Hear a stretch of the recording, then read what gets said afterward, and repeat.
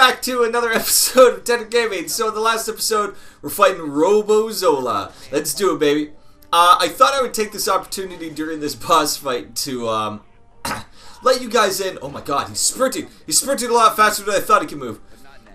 I take this opportunity to let you guys into my world for a minute. I'm gonna kick the shit out of you. Oh my god, no I didn't. Uh-oh. Oh my god, he just banged me. I was born in the darkness. Son of a bitch. Alright. As I was saying before I was so rudely interrupted. Zola. You dink. Stop. Yeah.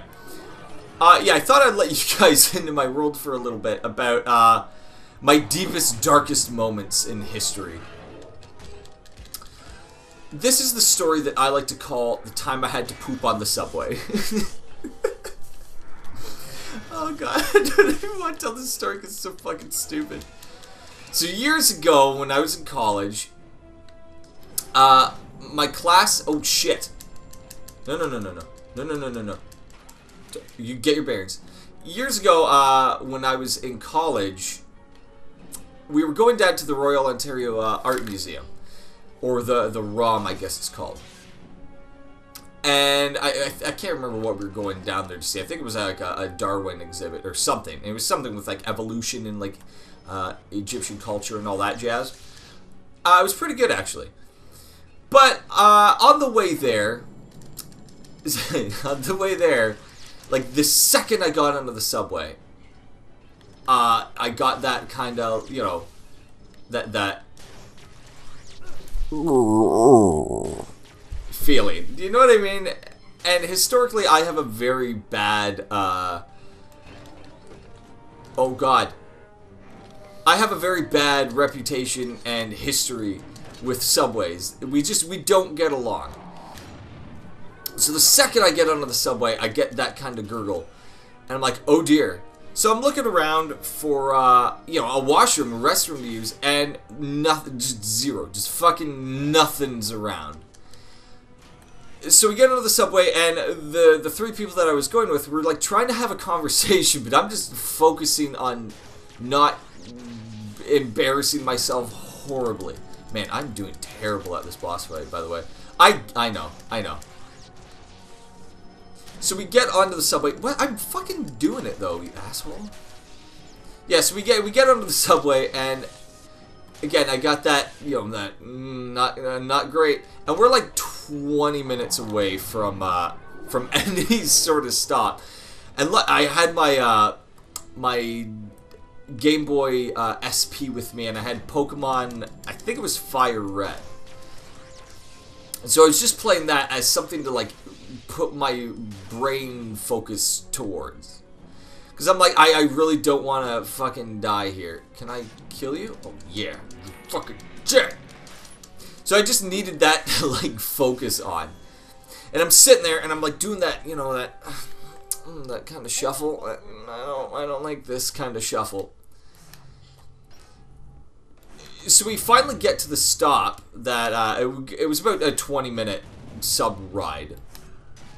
But we finally get there, and at this point, I didn't want to run because I'm, you know, I felt like if I lunged too far, the floodgates were opening, and you know, we were in some trouble. You know, it was like a Diglett ready for battle. If that's not a good enough visual for you, so.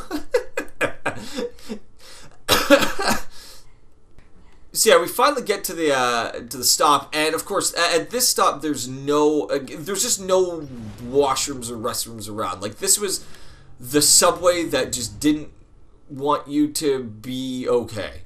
It's the best I can, like, say it.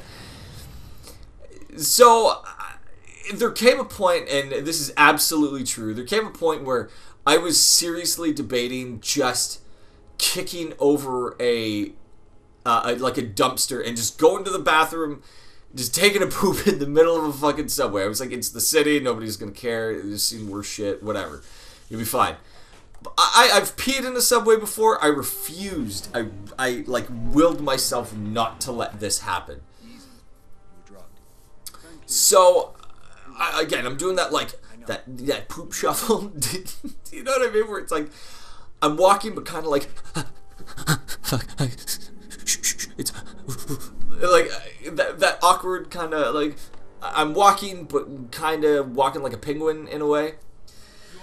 And we finally get up to surface level, and oh look, it's my team. So we finally get up to surface level, and I get towards the door, and there's two like museum workers standing there, and I go up to the door, and the guy's like, "Excuse me there, young sir, we have to wait for your class." And I'm like, "Young sir, what the fuck?" And that's exactly what he said to me. He said, "Young sir," and I was like, "All right, you work in a museum, and you gotta talk like an asshole. I get it."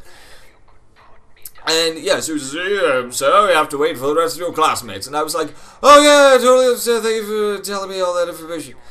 And the second he turned his back, I just fucking bolted past him. I just ran through that door, because through the door I could see the men and women washroom symbol. So I fucking booked it. And I get into the bathroom, and I open the door, and there's two stalls. One is closed. I can see the dude's feet. And there was this, like, little 8 or 9-year-old kid walking into the second stall. And I ran up behind him, I grabbed him by his backpack, and I chucked him. I just fucking, like, full grab, threw him back, and it sucks because he landed in a urinal. I just remember like stumbling back and like tripping and like sitting in a urinal. So he's sitting there, his feet are up, and he's just like, "Ah!" And I just looked at him and I went, "Ah!" and just slammed the door because I couldn't get like the words out. I couldn't communicate with him what was happening. So all that came out was, "Ah!" So I kind of see his feet come down, and he like scampers off, and I do my business. And but now what happened was I had to like get out, and I was terrified. I was absolutely terrified of what was gonna happen next, because I'm like, oh my god, he's probably out there with like his dad or big brother or security officer, and they're just gonna beat the shit out of me, or I'm not gonna be able or allowed to like do this tour. So I kind of like had to peek my way out of the bathroom, and luckily there was nobody around. I think it was like with a school, so they probably just like left. The teachers probably didn't even give a shit. No, like public schools, they don't fucking care. So I had to like scamper out and just again book it back outside and meet up with the rest of my classmates. But just the fact that like literally at one point in my life, I had that debate of, I'm gonna kick over a dumpster and just poop in the middle of Toronto. That's just where that went. It was the worst. And again, historically, I have a very bad, like, just rep with not dumpsters. Well, I guess dumpsters, but subways. Like subways and I just don't get along. And there's a couple other subway stories that I'll save for another day. But I just wanted to let you guys into my world a little bit. I wanted to let you know a little bit more about who I am. I'm the guy who almost pooped his pants in a subway. Luckily, thank God I had Pokemon with me, because that was like the saving grace. Because, when you really gotta go, you need something that just distracts you from your life for just a minute. Oh wow, we beat Zola. Yeah, I wasn't even really paying attention to that. So we are just about done this game, I think. I know I've been saying that for a while, but from memory, if memory serves correct, there's that fight, and then I think the final boss, and that's all she wrote. So we'll get a little bit further, and then I think the next episode, I don't think there's 2 more episodes worth of video worth in this. Wow, that was a terrible fucking sentence. I am not fully awake yet. So where are we going? Hang on, let's check out my objectives. What am I doing? Find objective. Reach the courtyard. Where am I? Oh my god, I gotta go all the way back here? Courtyard, bomber attack. Oh my god. That seems like a bit of a hike. Alright, we'll get a little bit further. Maybe we'll find some eggs on the way. I know there's a lot of, I do apologize because I know there's a lot of stuff, like, hidden shit that I've been missing. I didn't really want to do, like, 100% playthrough of this. But, yeah, if I find it, I will. Because here's what happened with this game. And this is why I don't care about doing, like, 100%. I did 100% once, and I got the final, Cap costume, which was the kind of the classic comic book. He has the little ears on him and all that sort of jazz. And then I was like, cool. And you would think, if you got the costume after you beat the game, you could start a new game, like how Arkham Asylum does, like New Game Plus, where you start from the beginning with all your shit and all your costumes. So I was like, okay, I got it, and I looked at it once in my previous game, and I was like, this looks fucking cool. So I decided I'm gonna start a new game. And then it just wiped out everything, and I couldn't believe it. I was so just distraught. And I refused to play this. I just straight up refused to play this game for a good solid, like, year. Up until, actually, I started playing this on the show. I hadn't touched it, really. Because I was so mad that it just didn't even say to you, hey, if you start a new game, you're going to lose everything. It was just like, new game, boop.